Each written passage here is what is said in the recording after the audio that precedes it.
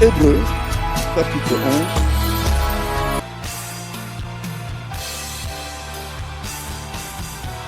Le verset 27.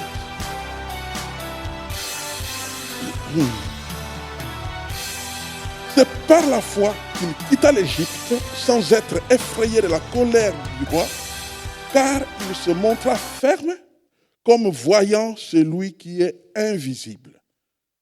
C'est par la foi qu'il fit la Pâque et l'aspersion du sang, afin que l'exterminateur ne touchât pas au premier-né des Israélites. De cette parole et l'ensemble de ces chapitres 11 bien connus, j'ai voulu que nous puissions réfléchir sur vivre par la foi et non par la peur. Vivre par la foi et non par la peur. Prions le Seigneur. Père Tout-Puissant, nous te bénissons et te louons de tout notre cœur pour la grâce que tu nous fais de nous approcher de toi au travers de ta parole, comme nous l'avons fait dans le temps de louange, d'adoration. Nous nous approchons de toi afin que de ton cœur vienne ta parole jusque dans nos cœurs. Touche chacun de nous tous, parle à chacun de nous tous et glorifie ton nom au fond de nos cœurs en y installant ta volonté au nom puissant de Jésus. Amen.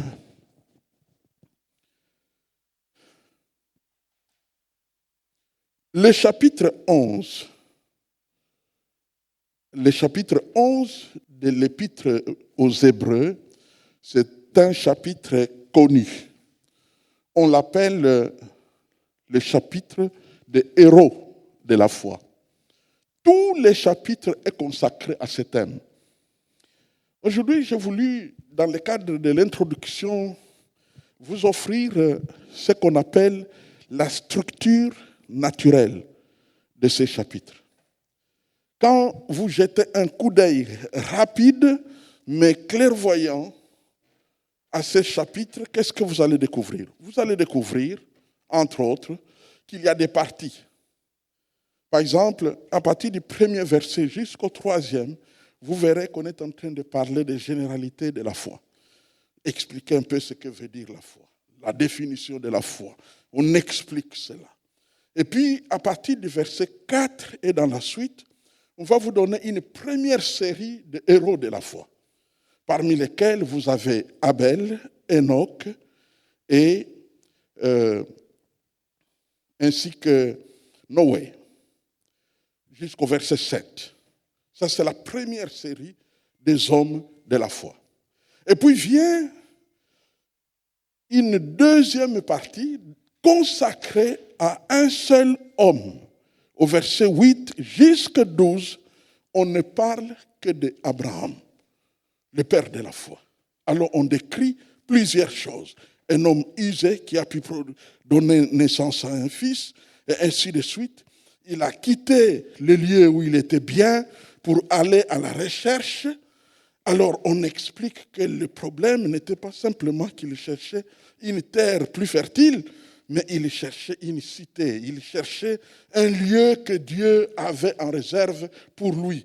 Et on va poursuivre jusqu'au verset 19, n'est-ce pas, où il atteint les sommets, n'est-ce pas, de sa foi, quand maintenant il inaugure la résurrection des morts. Parce que vous savez que c'est Abraham qui, au travers de l'expérience de son fils, a inauguré, n'est-ce pas, la résurrection des morts. Dans le verset 19, si nous le relisons, que dit la Bible? La Bible dit, il pensait, on parle d'Abraham, il pensait que Dieu est puissant même pour ressusciter les morts. Avant que Jésus ne ressuscite, avant qu'un seul individu ne ressuscite sur la terre, Abraham avait cru que s'il coupait son fils en morceaux, le brûle en holocauste et que ça devienne de la cendre, Dieu était assez puissant pour produire de cette cendre son fils qui revient à la vie. Il est allé jusqu'à ce niveau-là.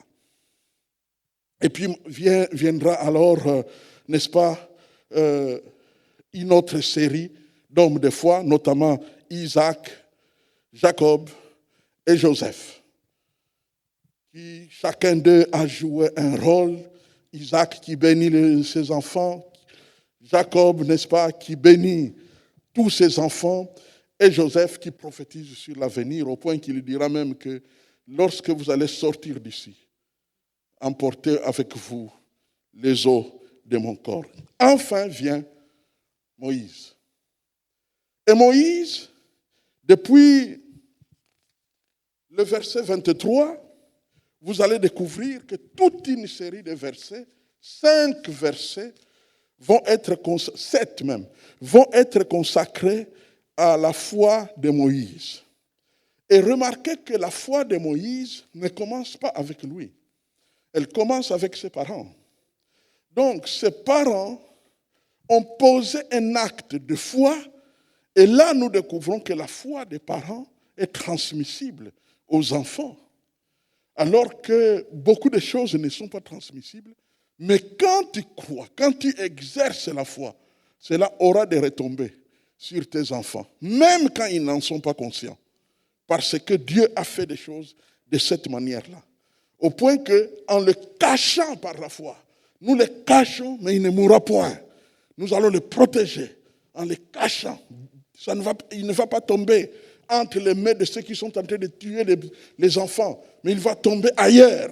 Et ils ont caché, n'est-ce pas, au point que quand maintenant Moïse va prendre conscience, eh bien, il deviendra un homme de foi. Il va refuser les honneurs, n'est-ce pas? Il va préférer être maltraité, mais s'afficher avec le peuple de Dieu. Il va vivre la privation parce qu'il pensait à la rémunération.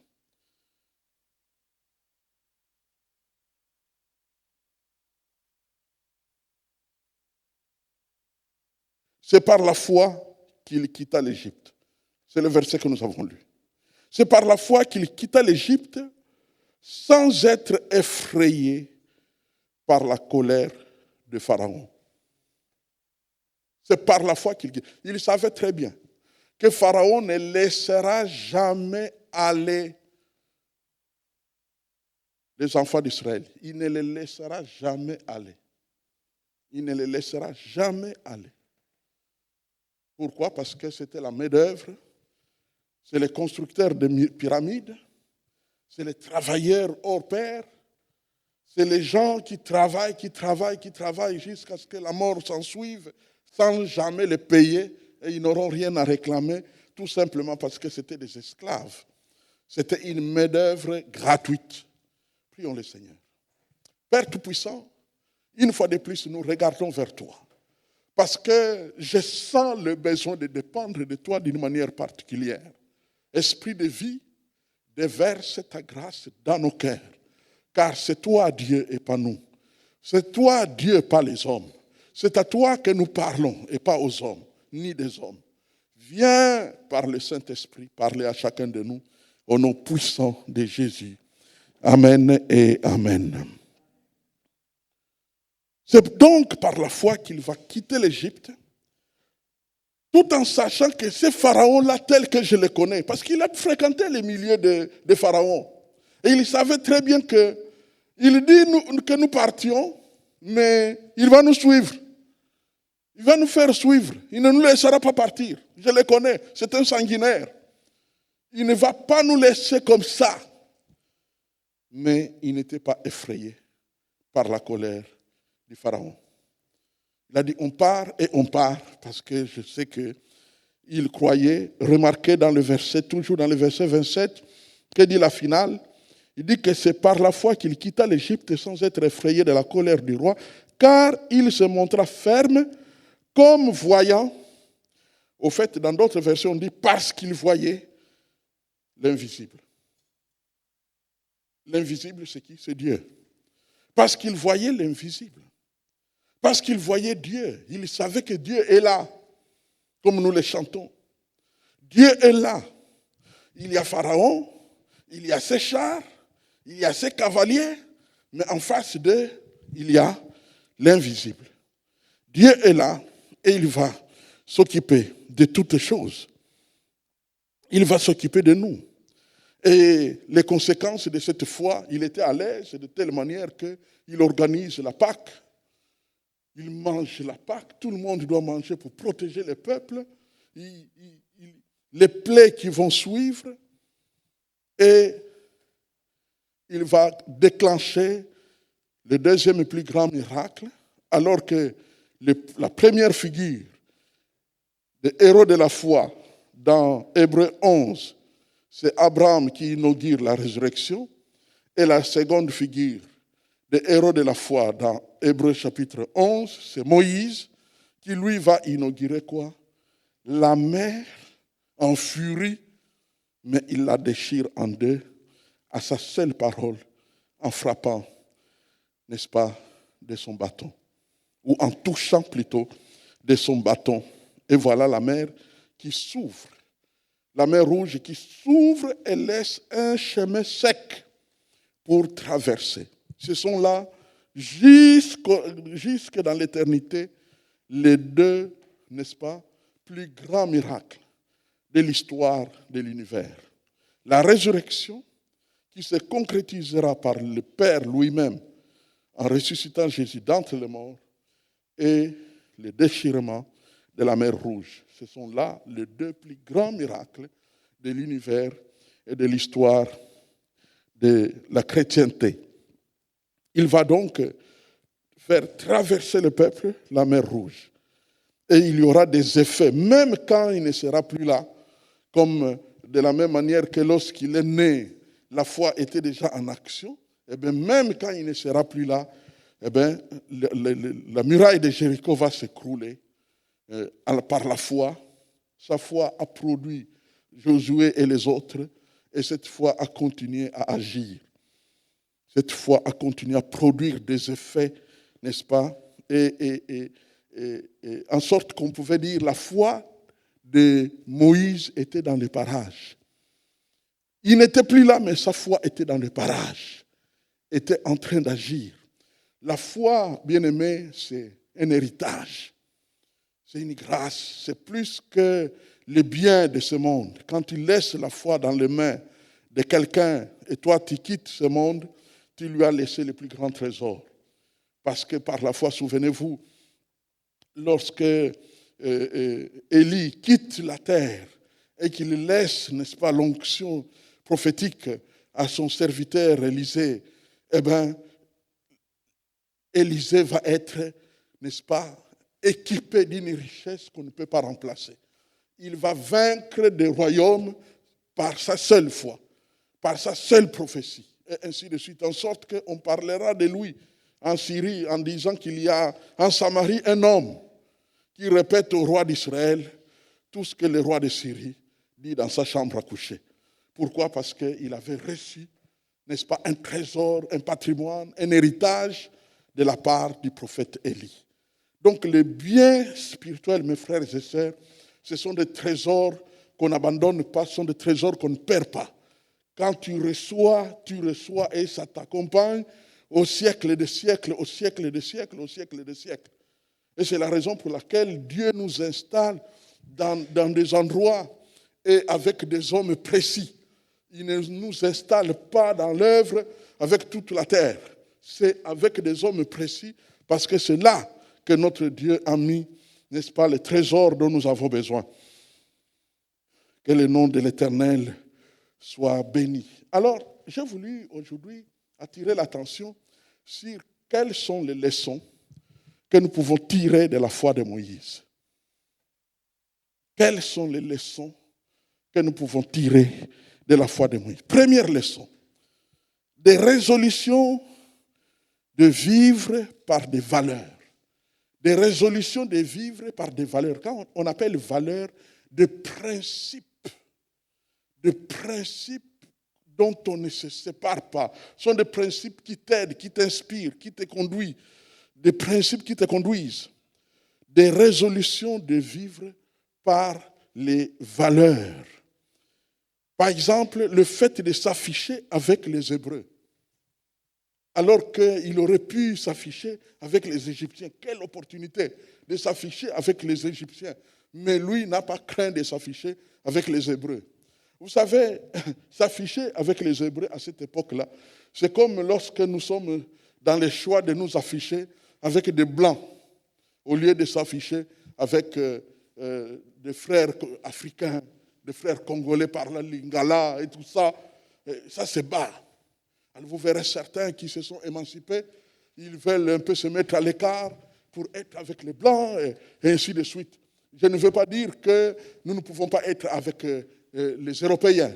Nous avons tous été avec eux, nous avons étudié avec eux, vous travaillez avec eux, vous avez des amis parmi eux. C'est Dieu qui ouvre la porte pour créer des relations magnifiques. J'ai personnellement des amis dans leur milieu, des amis même qui peuvent me suivre n'importe où. Des grands amis et ainsi de suite. Donc, de ce côté-là, il n'y a pas un problème. Mais ce qui attire l'attention ici, c'est que Moïse n'a pas honte de s'afficher avec les Hébreux. Alors qu'il pouvait être dans les cortèges royaux, protégé par des gardes du corps, jouissant, n'est-ce pas, des honneurs. Mais non, il s'affiche avec les Hébreux. Et deuxièmement, sa deuxième valeur, il recherche la délivrance du peuple juif. Le bien commun, l'avantage commun, les besoins des hommes, de plusieurs, et pas seulement mon besoin personnel. Bien aimé, ce qui fait la force de l'histoire des hommes, c'est qu'il y ait le plus grand nombre possible d'hommes qui ne se contentent pas de s'occuper de leurs besoins personnels, mais qui vont au-delà de leur famille, au-delà de ce qu'ils peuvent faire pour eux-mêmes, qui vont au-delà. Pourquoi? Parce que Dieu a placé dans leur cœur une vision d'un grand nombre, une vision du peuple. Remarquez l'amour de Dieu pour le peuple et remarquez comment Dieu appelle des hommes, les plus grands hommes de l'histoire sont des hommes du peuple. Moïse n'a besoin, il épouse une femme, il a ses enfants, il a une villa en Égypte, il est bien. Il peut adorer Dieu dans son jardin. Mais non, il est prêt à se libérer de tous les privilèges parce qu'il pense au peuple. Il pense au peuple. Et savez-vous que dans l'histoire de l'humanité, c'est cette vision du peuple qui a permis, qui a rendu possible la construction des nations et surtout le développement des nations. Le développement des nations. C'est ce qui a rendu possible cela. Le développement des nations, le progrès des nations, et ainsi de suite. C'est de cette manière-là qu'on pouvait progresser. Par la foi, ne pas redouter la colère de Pharaon. Voilà une autre valeur. Il n'avait pas peur de Pharaon. Il n'avait pas peur. En d'autres termes, il n'avait pas peur de la mort. Il ne redoutait pas qu'on puisse le tuer. Vivre par la foi ou vivre par la peur, notez, c'est presque la même démarche intérieure. Vivre par la foi ou vivre par la peur, c'est la même démarche intérieure. Tu vis par la foi, tu as confiance en Dieu. Tu vis par la peur, tu as confiance qu'on va te faire du mal. Au fait, c'est la même démarche intérieure. C'est la même chose, à la seule différence que tu fais le contraire de ce que Dieu te demande de faire. C'est pourquoi la peur des sorciers, nous sommes vers la fin de l'année, il y a des gens qui sont prêts à donner des cadeaux et des cadeaux à des gens qu'ils savent être des sorciers pour les apaiser, de peur qu'ils ne puissent les manger, pour se protéger d'eux. Ou encore, on s'engage à faire, je ne suis pas contre, vous connaissez ma doctrine, je fais des jeûnes et prières, mais on s'engage à faire des jeûnes de 40 jours, de plus de 20 jours, pour se protéger des sorciers vers la fin de l'année. Or, en réalité, c'est Dieu qui nous protège. Ce n'est pas notre ventre vide qui va nous protéger. Quand vous lisez les livres écrits par notre frère Fomum, Zacharias Tané Fomum, là-dedans, il attire l'attention sur le ministère du jeûne, il attire l'attention sur le danger de plonger dans un jeûne non réfléchi, qui peut entraîner une destruction de la santé. En sorte qu'il y a des gens qui sont entrés dans ce jeûne-là. Quand ils sont sortis de là, quelques mois après, ils sont partis. Parce qu'ils avaient détruit leur corps à l'intérieur du jeûne. Vous savez qu'il y a certains corps ou certains états de santé qui ne permettent pas qu'on puisse jeûner pendant plus de 10 jours, même en prenant de l'eau. Parce qu'il y a déjà des éléments dans le corps qui ne sont plus au beau fixe. D'où la nécessité de beaucoup de discernement et surtout d'écouter Dieu te parler. D'écouter Dieu te parler. Dans ma petite vie, Dieu m'a toujours parlé au travers de certains jeunes quand j'ai traversé des circonstances ou des événements de grande importance. Il m'appelait à un jeune. Mais il faut que lui t'appelle. Parce que c'est lui qui va te garder. C'est lui qui va te protéger. Pendant que tu es dans le jeûne, il va donner la force. Il va, en quelque sorte, sponsoriser. Il va te nourrir d'une autre manière. Il va protéger tes organes. Il va te garder, il va te protéger. Parce que c'est lui qui t'invite, c'est lui qui t'appelle. Et il est normal qu'il te protège. Vivre donc par la foi et non pas vivre par la peur. Ne rien redouter. N'ayez pas peur d'échouer. N'ayez pas peur que tout ne puisse plus marcher, et ainsi de suite. N'ayez pas peur de perdre. N'ayez pas peur. Il n'y a rien que tu dois redouter. Rien, rien et rien. Parce que Dieu contrôle les temps et les circonstances. Dieu contrôle les événements d'aujourd'hui de ta vie. Dieu contrôlera les événements de ta vie demain et après-demain et dans les années qui viennent. Dieu contrôle toutes choses. Dieu s'occupe de toutes choses. Deuxième principe, mais avant qu'on aille dans ce deuxième principe, il y a une clé qu'il faut noter. Il voyait celui qui est invisible. Au fait, la foi de Moïse était une foi visionnaire. Lui, sa foi était créée, protégée, garantie et activée par le fait qu'il avait la conscience de la présence de Dieu. Il est presque le seul dans la Bible à qui on attribue cette vision-là. Il voyait l'invisible. C'est-à-dire partout où il était, il avait la conscience de Dieu. Dieu est là. Dieu est là. Partout où il se trouvait, Dieu est là. Partout où il se retrouvait, Dieu est là. Parce qu'il le voyait dans l'invisible. Il le reconnaissait dans l'invisible. C'est comme dit le Sauveur lui-même, que je ne suis jamais seul. Mon Père est avec moi. Vous savez, ces cantiques que nous avons chantés, non, jamais tout seul, oh, non, jamais tout seul. Jésus, mon Sauveur, me garde, jamais ne me laisse seul. Au fait, Jésus est toujours là et Moïse avait la vision de l'Éternel de cette manière-là. Partout où il se trouvait, il savait que Dieu était là. Dieu était là. Dieu était là.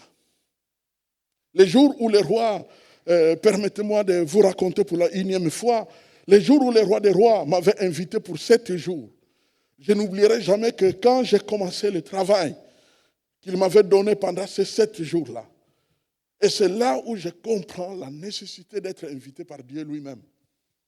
Je me trouvais dans un voyage. Et là, dans le bois où je suis allé prier ce matin-là, il m'a parlé distinctement. Je te veux pour 7 jours. Et dès que je suis revenu en Belgique, très vite, j'ai créé l'espace. J'ai trouvé un lieu dans un couvent de frères catholiques. Et là, je me suis renfermé avec 2 bouteilles d'eau pour 7 jours. 2 bouteilles d'eau, de l'eau plate. Et dès les premiers jours, dès la première minute, il m'a plongé dans l'écriture.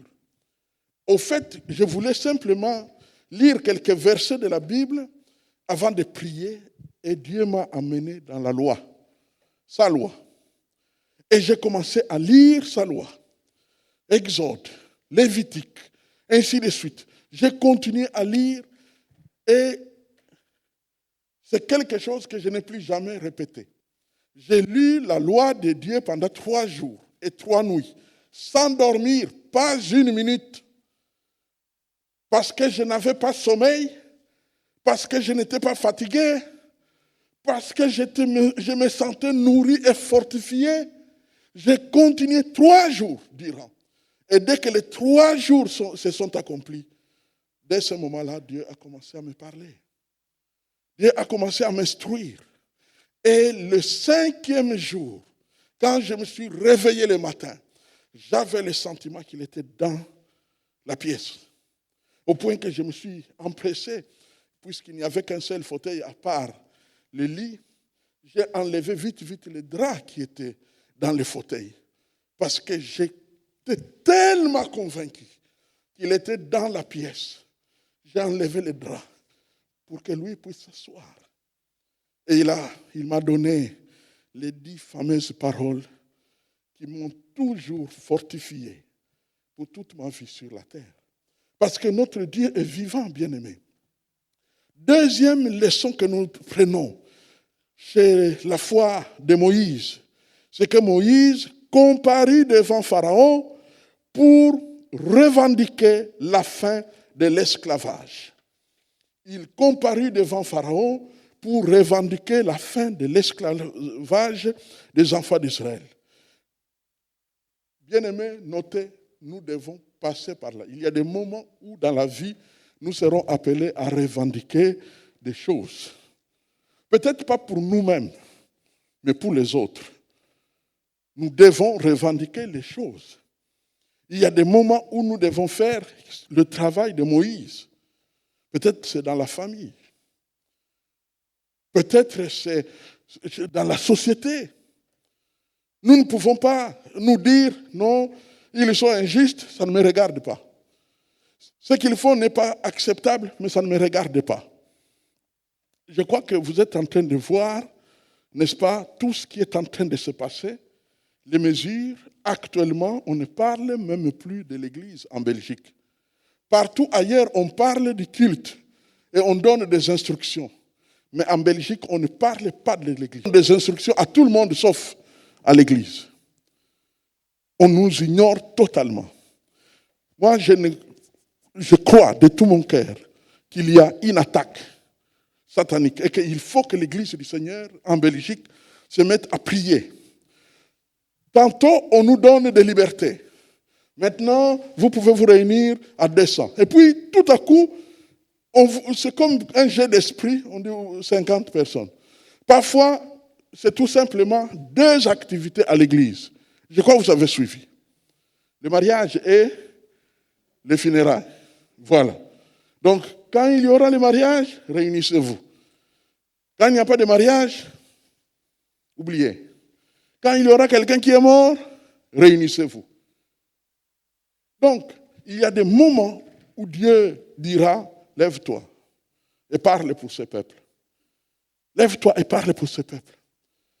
Frère, je vais vous dire une chose.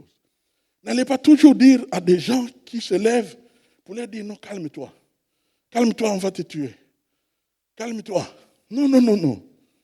Dis plutôt que Dieu te guide, que Dieu te parle, que cela vienne de Dieu, que Dieu t'inspire, que Dieu te donne sa sagesse. Nous allons te soutenir dans la prière. Je suis prêt à prendre un jour de jeûne et prière pour toi. C'est comme ça qu'on fait. Parce que tu ne sais pas ce que Dieu veut faire. Le jour où Moïse s'est levé pour aller libérer le peuple, c'était un jour comme celui-ci. Et tout le monde pouvait dire, qu'est-ce que tu veux faire toi? Pharaon va te tuer. Mais non, parce que c'était Dieu qui est en train de mettre un terme à 4 siècles d'esclavage. Mes frères et sœurs, il y a l'esclavage moderne. Il y a des choses qui se passent terribles, des situations de nations qui sont souffrantes et malheureuses. Malheureuses. Vous savez, Je donne juste un exemple d'un pays. Je pouvais donner de plusieurs pays, mais je donne l'exemple d'un seul pays que je connais mieux. Le pays Zaïre devenu Congo. À une époque donnée, moi, pendant des années et des années, nous n'avions pas quelqu'un en Europe. Vers les années 60, 65, 70, 80, nous n'avions personne en Europe pour qu'il nous envoie des francs belges afin qu'on puisse manger au Congo. Nous dépendions du Congo. Nous mangions des produits des champs du Congo. On tuait des poules et des chèvres du Congo. On allait au marché, on achetait des riz, sakombi, du Congo, pour manger sur place. Mais aujourd'hui, si quelqu'un n'a personne pour lui envoyer quelque chose, il peut facilement faire 2, 3, 4 jours sans rien manger. On commence à manger des viandes de chiens et beaucoup d'autres choses abominables qui se passent dans ces pays-là. Je ne veux pas vous appeler à un soulèvement, mais je veux tout simplement dire que la parole de Dieu vous permet de vous dire qu'est-ce que Dieu me demande de faire. Moïse a cru et il est allé réclamer la délivrance du peuple. Il s'est approché, n'est-ce pas, de Pharaon pour lui dire clairement, j'amène ces esclaves hors d'Égypte. Tu n'auras plus aucun esclave. Nous partons tous. Des déclarations opposées à la volonté sanguinaire, n'est-ce pas, de Pharaon. Moïse, je note, n'avait pas peur car il voyait l'invisible. Il voyait l'invisible. La troisième chose que nous trouvons dans la foi de Moïse, c'est la clé pour développer la foi. Comment est-ce qu'il a développé sa foi? Comment est-ce qu'on peut développer la foi de Moïse? Eh bien, premièrement, s'approcher de Dieu en tout temps. S'approcher de Dieu en tout temps. Tout le temps s'approcher de Dieu. Tout le temps s'approcher. Où que tu sois, tu t'approches de Dieu. Tu es avec ton Dieu. Par la prière, l'intercession te permet de ne pas garder de fardeau sur toi, mais de les mettre dans les mains de Dieu. Les problèmes qui ne sont pas résolus, ne les garde pas sur ta conscience. Mets-les dans les mains de Dieu. C'est l'intercession. L'intercession a été créée par Dieu pour que nous ne puissions pas garder des fardeaux qui nous écrasent, des fardeaux qui nous détruisent, des fardeaux qui peuvent produire des maladies. Certaines maladies sont provoquées par des problèmes. L'AVC est provoqué par des problèmes. Certaines crises cardiaques sont produites par des problèmes. Des problèmes qui n'ont pas de solution sont capables de nous détruire. Dieu a créé l'intercession pour que l'intercession soit le transfert sur Dieu. Le transfert sur Dieu. Le monde, la vie, nous envoie des fardeaux, parfois sans nous avertir. Nous envoie des fardeaux. Et nous sommes là en prenant ce fardeau, en les remettant à Dieu. Prenant ce fardeau, en les remettant à Dieu. C'est ça l'intercession. Et ce fardeau pourrait être nôtre. Ce fardeau pourrait être le fardeau de nos frères, de nos sœurs. Mais nous les recevons et nous les mettons entre les mains de Dieu. C'est cela. Et déchargez-vous sur lui de tous vos soucis, car lui-même prend soin de vous. Alléluia. C'est de cette manière qu'on marche avec les rois. C'est décharger. C'est décharger. C'est décharger. Deuxièmement, par sa parole obéie. Pas seulement sa parole connue. Vous savez, il y a des gens qui sont célèbres dans la connaissance de la parole.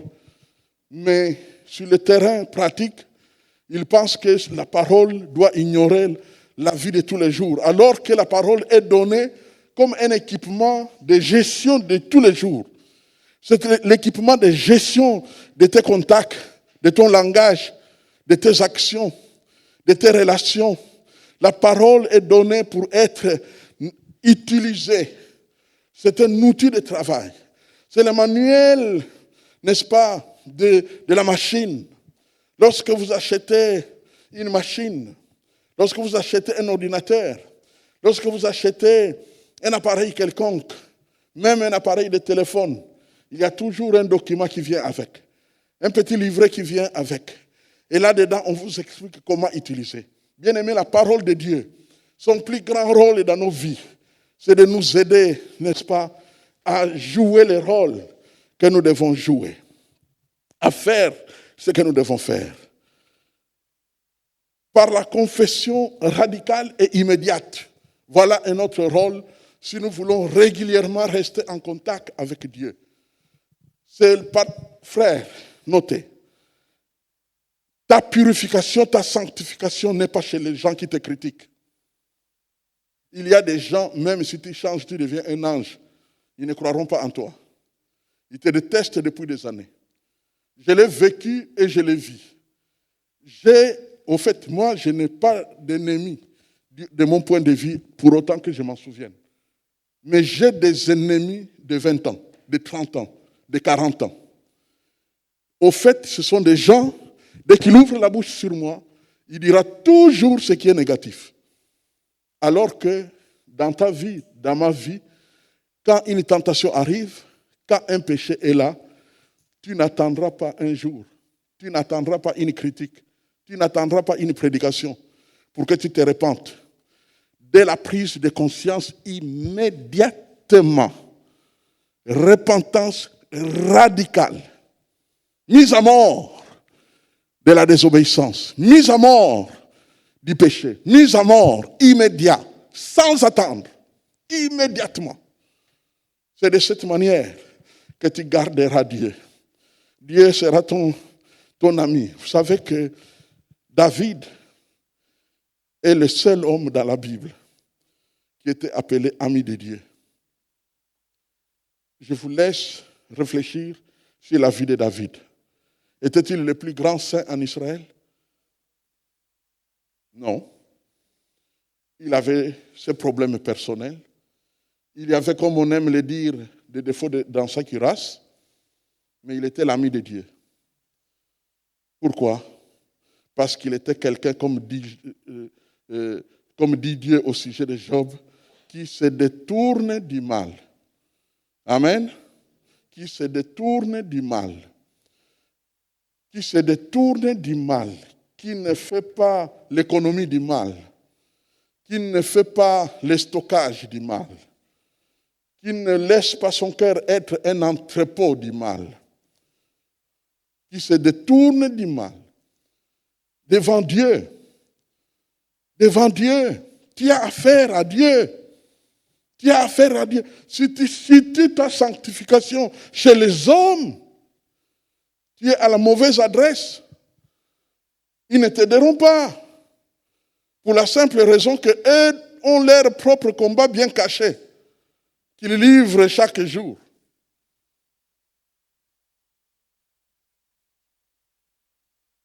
Et c'est de cette manière que nous aurons la foi de Moïse, que nous aurons Dieu, l'invisible, avec nous, qui nous parle, qui nous conduit. Nous ne réussirons pas tout dans la vie. Mais quand tu es avec Dieu, Dieu contrôle les circonstances. Dieu contrôle les événements. Dieu t'enseigne, Dieu t'apprend à marcher sous sa houlette.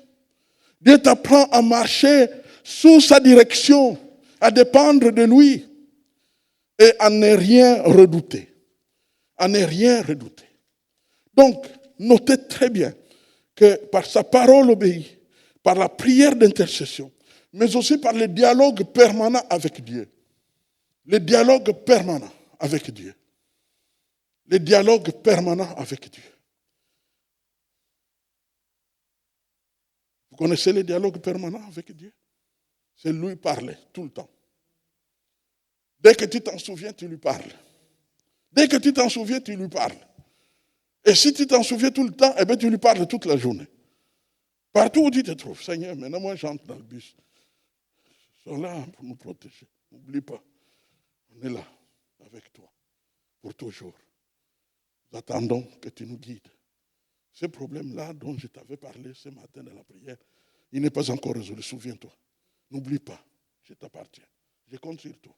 Tu parles, tu parles, tu parles, tu parles. Tu parles, tu parles, tu parles. Tu vas dormir, tu lui parles, tu lui parles, tu lui parles, jusqu'à ce que la conscience te soit retirée par le sommeil, et puis tu dors. Quand tu te réveilles, dès que tu prends conscience, tu recommences à lui parler. De la sorte, parce que tu désires Dieu, Dieu va te désirer. Et vous serez ensemble, et vous marcherez ensemble. Et je vais vous dire une chose.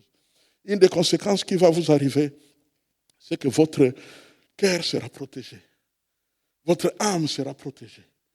Vous ne serez pas démolis et détruits par les circonstances. Vous allez vivre heureux, comblé. Vous savez, la vie comblée n'est pas liée au fait d'avoir tout ce qu'on veut. La vie comblée, c'est avant tout la présence de Dieu dans nos vies, en permanence. Quand Dieu est présent en permanence dans nos vies, c'est cela notre richesse. C'est cela notre richesse. C'est cela notre véritable richesse.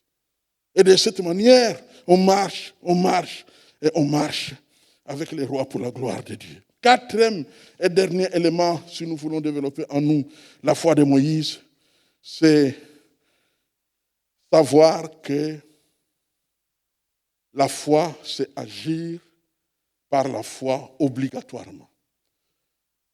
Tous les actes de ta vie doivent être dirigés par la foi. Par la foi. Par la foi. Dans Romains chapitre 14, verset 23, la Bible dit que tout ce qui n'est pas le produit de la vision est un péché. Mais au fait, l'élément utilisé pour vision, c'est aussi foi, au fait confiance, le terme.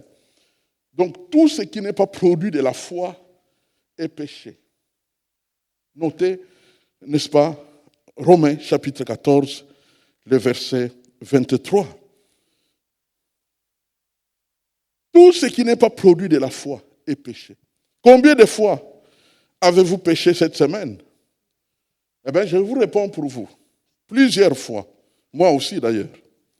Toutes les fois que nous avons agi sans la foi, sans voir l'invisible et en doutant, nous avons péché.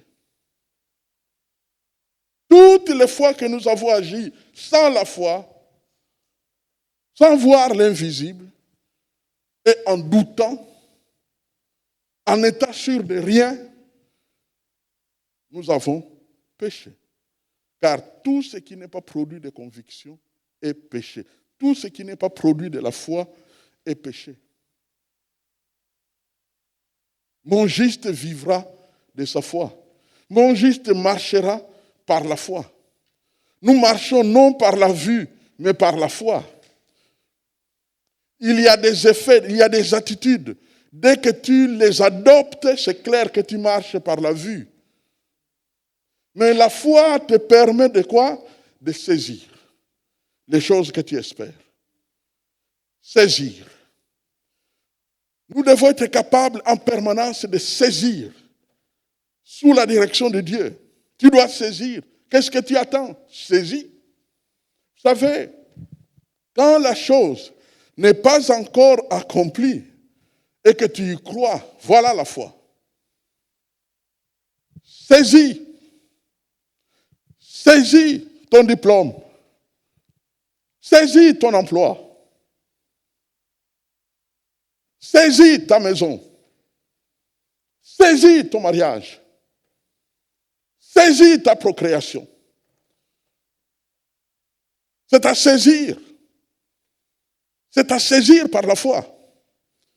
Tu saisis et tu tournes autour de cela. Sans la foi, dans tout ce que nous faisons, impossible de plaire à Dieu, nous l'avons lu, le texte le dit, Hébreux chapitre 11, verset 6. Or, sans la foi, il est impossible d'être agréable à Dieu. Il est impossible. C'est-à-dire, si tu ne marches pas par la foi, tu ne plais pas à Dieu. Si tu ne poses pas tes actes par la foi, tu ne plais pas à Dieu. C'est écrit, Hébreux 11, verset 6.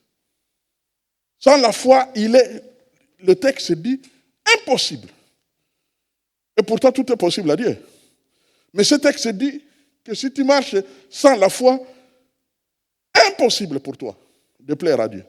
Impossible de plaire à Dieu. Impossible. Et donc tu dois saisir. Tu dois être quelqu'un qui saisit. Tu dois avoir des grappes, des sacs, des choses que tu traînes avec toi. J'ai vu une photo d'un fou. Il a ramassé des boîtes vides, des sachets vides, des morceaux de pièces de voitures abandonnées, toutes sortes de trucs. Il a chargé ça dans sa vie, il a noirci.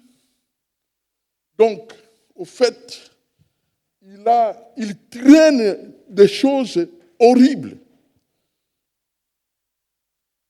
Mais il ne meurt pas. C'est bizarre. Eh bien, quand tu marches par la foi, c'est comme ça. Tu saisis les choses que tu traînes avec toi. Nous sommes en train de parler des héros de la foi. Dans certains domaines, ils n'ont pas eu ce qu'ils ont saisi. Ils les ont salués à distance. Ils sont partis dans l'éternité en croyant qu'ils vont s'accomplir après eux. Et eux sont partis. Il y a des choses que nous devons saisir. Vous savez, si vous voulez sauver des âmes, il faut les saisir par la foi. En faire des frères pendant longtemps, dans la prière et dans la foi.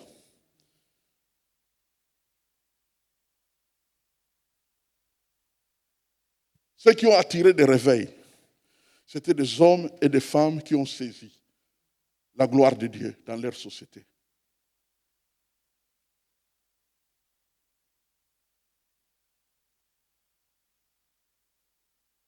Vous avez entendu parler de John Knox. John Knox, c'était un intercesseur, un pasteur écossais, un intercesseur. Et en son temps, la reine Élisabeth, la mère de celle qui est là-bas, avait plus peur de cet homme-là que de son armée. De l'armée adverse. Au point qu'il semblerait qu'il utilisait même des services secrets pour essayer d'aller écouter John Knox prier. Qu'est-ce qu'il est en train de demander à Dieu? Mon frère, ma soeur, quand tu saisis et tu pries, tu bouleverses ton monde. Tu n'as pas besoin qu'on te connaisse. Les œuvres te feront connaître, tôt ou tard. Et même quand les œuvres te feront connaître, tu n'en auras pas besoin. Parce que ton œuvre, c'est pour les rois. Ce n'est pas pour les hommes. Oui. Ton œuvre, c'est pour les rois.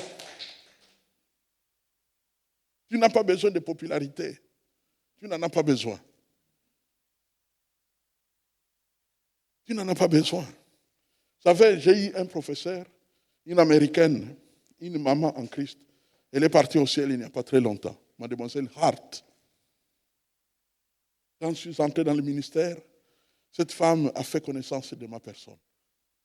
Parce que quand nous avons commencé à nous donner au Seigneur et à nous donner pour le ministère, elle était témoin de ce que Dieu était en train de faire dans nos vies. Et un jour, nous nous sommes revus quelques années après. Et pendant qu'on parlait amicalement, moi j'avais autour de 25 ans, elle avait ses 50, entre 50 et 55. Et je lui ai dit, Maman Hart, je suis en train de me poser des questions et j'ai pris. Voulez-vous que je vienne moi aussi ici à la mission King Kondi, à la mission Madouda, à la mission Boma, travailler ou quoi? Qu'est-ce que vous voulez pour moi? Ne viens pas. Ne viens pas, tu n'en as pas besoin. Le monde, voilà les champs de travail.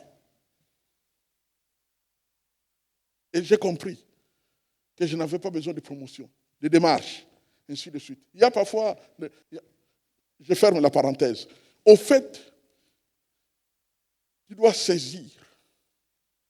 Tu dois saisir. Il y a des gens qui pensent que les miracles de Dieu tomberont sur eux comme tombe la pluie sans toujours s'annoncer. Non, il faut saisir par la foi. Tu dois posséder la chose que tu attends de Dieu, parfois pendant 10 ans, avant qu'elle ne se concrétise. Vous savez, dans ces passages, nous avons parlé de 2 grands hommes, n'est-ce pas? On a parlé d'Abraham. Abraham a eu un enfant qui a déclenché toute une génération jusqu'à produire tous les Israélites que vous connaissez. Mais vous savez à quel prix? La Bible dit que par la foi, un homme usé a pu procurer une progéniture qui a produit Israël. Un homme usé. Un homme usé. Mon frère, ma sœur, personne ne croira à ta place. Les gens te diront qu'ils prieront pour toi. Peut-être c'est vrai. Mais tes prières à toi, Dieu les attend. Et c'est par toi qu'il fera des miracles de ta vie. Les autres, Dieu fera des miracles de leur vie pour eux. Mais pour ta vie à toi, si tu veux qu'elle quitte la terre dans la pauvreté, démunie de tout, c'est ton choix. C'est ton choix. C'est ton choix. J'ai appris une leçon, mes frères. Mon esprit est saisi. J'ai appris une leçon.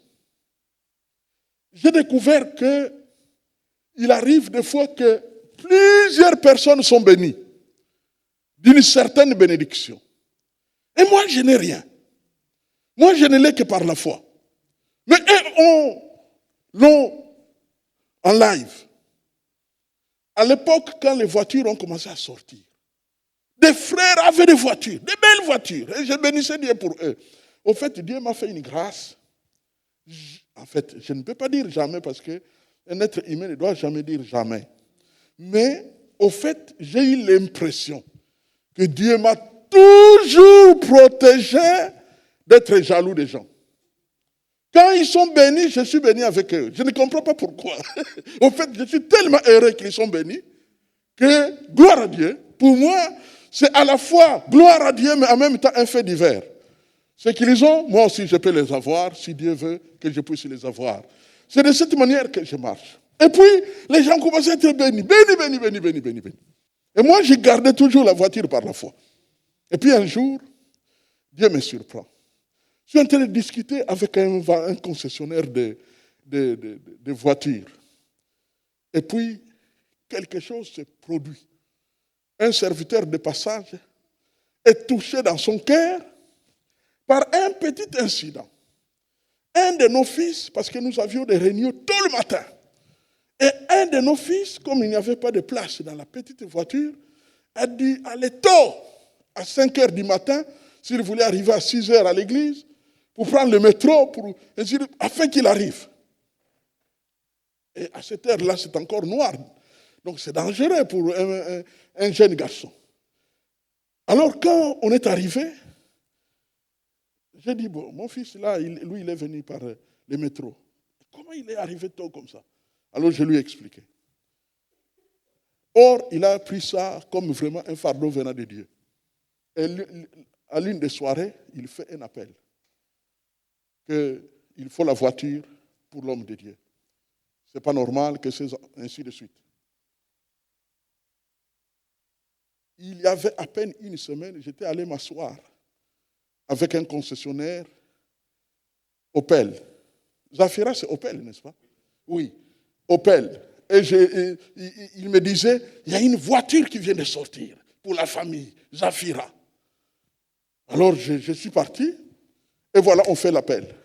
Et directement, j'ai dit, alors Zafira. Et je suis retourné chez Zafira. Vous pouvez me faire un bon prix? Eh bien, ils se sont arrangés pour faire un prix. En sorte que quand la voiture est sortie, j'ai commencé à avoir peur s'il n'y aura pas des gens qui seront mécontent que j'ai une aussi belle voiture. Au fait, quand Dieu veut te bénir, il te surprendra de telle manière que tu es gêné d'être béni comme ça. Tu es gêné. En fait, tu commences à être mal à l'aise. Tu commences à cacher les bénédictions parce que ça gêne. Qu'est-ce que tu as fait? Amen. Ton Dieu est comme ça. Il peut te surprendre. Amen. Mais il faut que tu saisisses. Saisis. Alors l'une des choses que Dieu nous demande de saisir, c'est quoi? La vie éternelle. Si tu peux saisir une voiture, tu peux saisir une maison, tu peux saisir un mariage, eh bien, la chose la plus importante que tu dois saisir, c'est la vie éternelle. Et quand tu saisis ta vie éternelle, il n'y a personne pour te l'enlever. Tu n'auras pas besoin de vote des gens, ni de la popularité, rien. Ça se passe entre toi et celui qui donne. Amen. Oh là là, je ne sais pas si vous sentez la beauté de Dieu.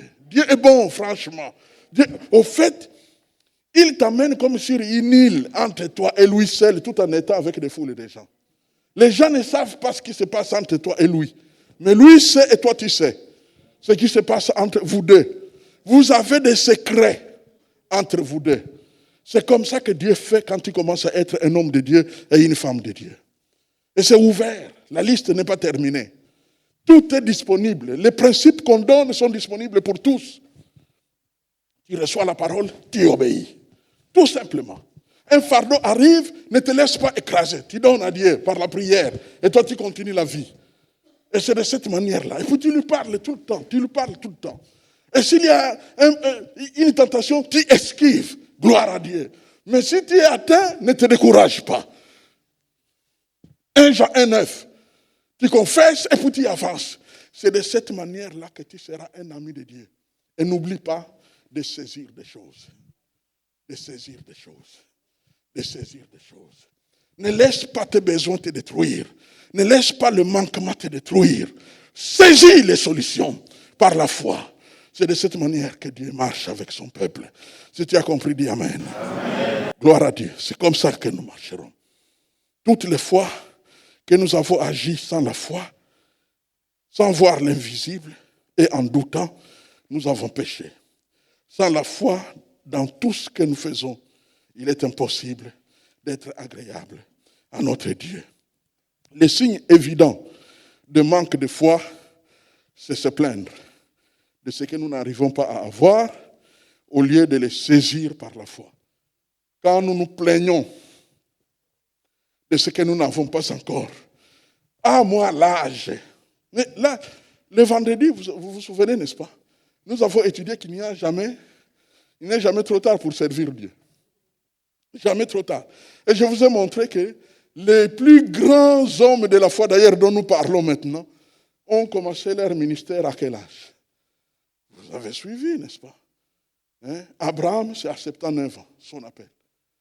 Moïse, son plus grand ministère, c'est à 80 ans. Et l'autre là, Josué, c'est Caleb ou Josué, je ne me souviens plus, 85 ans. Donc c'est pour vous dire qu'il n'y a pas d'âge pour servir Dieu. Amen. Il n'y a pas d'âge pour servir Dieu. Et surtout, soyez stables, mes frères et sœurs. Vous savez, vous devez avoir une communauté. La communauté, on ne vous la donne pas par les hommes. C'est Dieu qui vous donne une communauté. La communauté que les hommes donnent, c'est pour qu'ils te possèdent comme un individu qui est à eux. Et ils veulent t'avoir. Mais dès que tu n'es plus utile à eux, ils te jettent comme quelqu'un qui a utilisé un mouchoir à usage unique.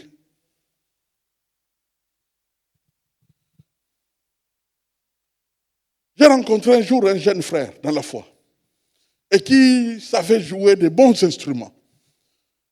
Et il m'a dit, j'ai l'embarras du choix de là où je dois servir le Seigneur. Ah, tu as l'embarras du choix, pourquoi? Oh, tout le monde me demande pour aller jouer. J'ai dit oui, pour aller jouer. C'est pourquoi tout le monde te demande. C'est pour aller jouer. Mais tout le monde ne te demandera pas pour te garder, pour te protéger, pour t'aider quand tu auras des problèmes. Si un jour tu glisses dans un péché, ils vont te chasser comme une peste. Tu n'es utile que pour ce que les autres veulent avoir de toi. Donc, soyez certains que Dieu vous a donné une communauté qui vous accepte tel que vous êtes. Amen. Vous avez un problème, on ne va pas vous chasser à cause de votre problème, mais on va vous approcher, vous aimer, vous escorter dans la victoire et être patient avec vous jusqu'à ce que la situation change. C'est comme ça la communauté que Dieu te donne. C'est une communauté de patience. C'est une communauté du vrai amour, sans intérêt. On ne savait rien de toi que tu avais, mais on t'a aimé gratuitement. C'est comme ça que ça marche. Amen. C'est de cette manière-là que ça marche. Et si vous êtes stable, si vous êtes planté dans la vigne de l'Éternel, vous verrez de vous-même le progrès que Dieu donnera dans votre vie. Et après vous, à vos enfants et à vos petits-enfants. Tous bénis, tous fortifiés, tous enrichis. Il y a des gens qui veulent vous posséder. Ils veulent vraiment vous posséder. Mais posez-vous la question. Quand j'ai passé par telle époque, étaient-ils là, eux? Non. Ils n'étaient pas là. Au fait, c'est parce que maintenant que tu commences à montrer que tu as quelque chose, que maintenant ils vont commencer à s'intéresser à toi. Mais dès qu'il y aura un problème, on t'oublie, on te jette. On te jette. Et le monde est comme ça. C'est pourquoi il y a des héros de la foi qui, eux, au lieu de vivre selon le monde, ont vécu avec Dieu parmi le monde. Amen. Donc tu dois être avec ton Dieu, qui est toujours avec toi, partout où tu es. Dans l'avion, il est avec toi. Dans les bateaux, il est avec toi. Dans la voiture, il est avec toi. Partout, dans l'épreuve, il est avec toi. Amen. Il est avec toi. Et tu verras le calme qu'il donne à ton cœur. Ce que tu n'as pas encore, il te donne la paix. Ce que tu as, tu mets de côté, tu n'en t'enorgueillis pas. Et tu avances. C'est comme ça avec les rois. Vive l'Éternel, qui a fait les cieux et la terre. Les signes évidents, bien-aimés, le manque de foi, c'est se plaindre de ce que nous n'avons pas encore, au lieu de le saisir par la foi, appuyé sur l'invisible. Dieu est puissant même pour ressusciter les morts, dira notre frère Abraham. Que veux-tu? Que dois-tu saisir par la foi? De quoi as-tu besoin, mon frère? De quoi as-tu besoin, ma sœur? Saisis-les par la foi. C'est à ta disposition. Le problème véritable, mes frères, je termine par là, pas la grandeur de ta foi, mais la grandeur que tu reconnais à ton Dieu. Ce n'est pas la grandeur de ta foi qui compte. C'est pourquoi tu n'as pas besoin de dire, ah, ces frères-là sont dans la foi depuis 30 ans. Ah, quand j'aurai 30 ans. Non, non, non, tu n'as pas besoin d'attendre 30 ans. L'apôtre Paul, quand il s'est converti, il a très vite dépassé ceux qui ont marché avec Jésus.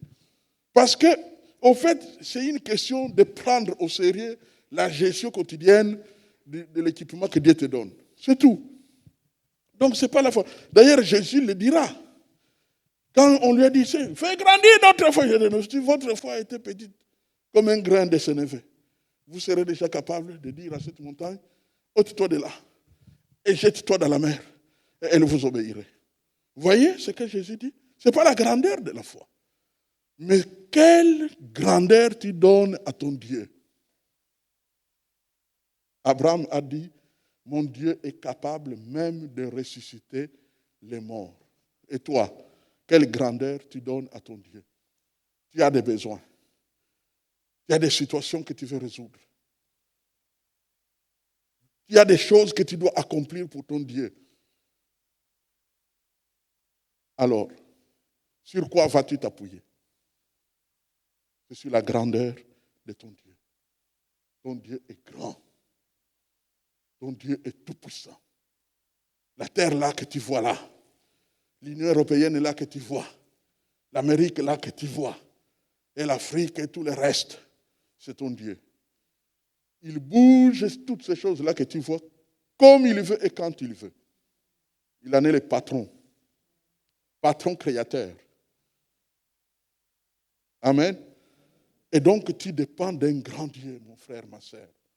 Oh, se convertir, se donner totalement à Dieu, c'est une richesse incalculable. Tu entres dans le conseil de Dieu et tu gouvernes sur les choses qui se passent sur la terre. N'aie pas peur du moment présent. Le moment présent est trompeur. Aie toute l'éternité devant toi. N'oublie pas, la Bible dit, pour ton Dieu, un jour égale 1000 ans. 1000 ans égale un jour. Quelle mathématique compliquée. Incroyable. Mais cela veut tout simplement dire que Dieu peut permettre que ton jour se prolonge. C'est pas grave. C'est pas grave. Amen. C'est pas grave. Et n'aie pas des ennemis dans ta vie. Tu n'en as pas besoin. Il n'y a pas de place pour les... Dans le cœur, il n'y a qu'une seule place. Disons deux. Les gens que tu aimes et Dieu que tu aimes. Les gens que tu détestes n'ont pas de chaise, ni de coin où les mettre. Il faut vite l'évacuer avec la repentance. Qu'il s'en aille, qu'il soit libre. Qu'ils s'en sortent facilement? Oui, qu'ils s'en sortent facilement. Laissez-les aller. Ne les envoyez même pas à la punition de Dieu. Parce que Dieu ne les punira pas nécessairement. Il risque même de les bénir. Amen.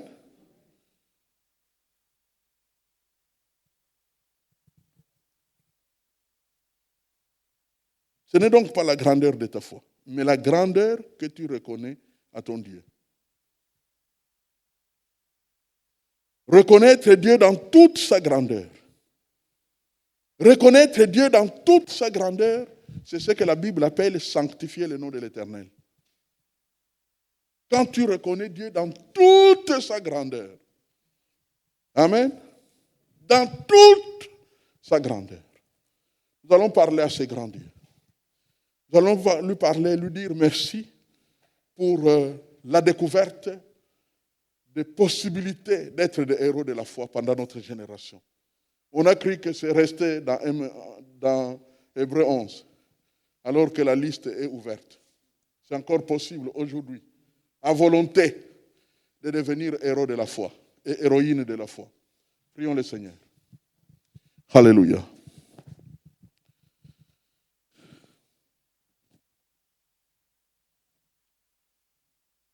Père Tout-Puissant, ta grandeur, c'est la véritable grandeur. Tu es tout-puissant, tu es le roi de la terre entière. Ce que tu dis s'accomplit. Tu es fort dans les combats. Tu es le Dieu qui contrôle toutes choses. Toutes choses sont sous ton contrôle. Et aujourd'hui, dans ta parole, tu nous emmènes sur le chemin de Moïse et d'Abraham et les autres héros pour que nous puissions saisir et la vie éternelle et les soutiens dont nous avons besoin pendant notre génération. Papa, ces jours, je sens le besoin de voir dans le cœur de tes fils et filles qui sont réunis ici, des besoins qui sont les leurs. Mais au-delà de leurs propres besoins, les besoins qui sont dans le corps de Christ, les besoins qui sont dans nos communautés, les besoins qui sont dans nos nations. Père, suscite des hommes et des femmes à la main puissante, capables de saisir. Saisir pour posséder la vie éternelle, saisir pour posséder des guérisons, saisir pour posséder des exaucements dans les besoins des frères et sœurs, saisir et parfois même agir pour la gloire de ton Saint-Nom. Poursuis ta mission, papa. Poursuis ta mission dans les cœurs de tes enfants. Que ceux qui sont brisés par le fardeau de leur existence comprennent maintenant que c'est le temps de se décharger sur toi de leurs soucis.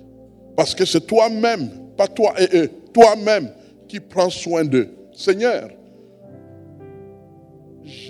me décharge sur toi de tout souci qui m'obsède. Je m'en décharge résolument sur toi, ô l'invisible. Je te confie tout fardeau au nom puissant de Jésus. Qu'il en soit ainsi pour tes fils et tes filles que voici, qui eux aussi, chacun à son tour, se déchargent sur toi de tout souci.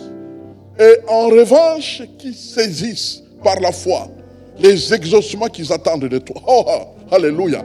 Des exaucements. Mieux que ça, mieux que ça, mieux que ça, mieux que ça, mieux que ce que nous pensons. Ta parole va jusque-là à nous dire que mieux que nous imaginons, mieux que tu feras mieux que ce que nous imaginons, tu feras mieux que ce que nous pensons, tu feras mieux, mieux, mieux. Seigneur, tu es prêt à faire mieux pour ton peuple. Poursuis ta mission, accomplis-la. Agis dans la profondeur de ta grandeur et de ta toute-puissance.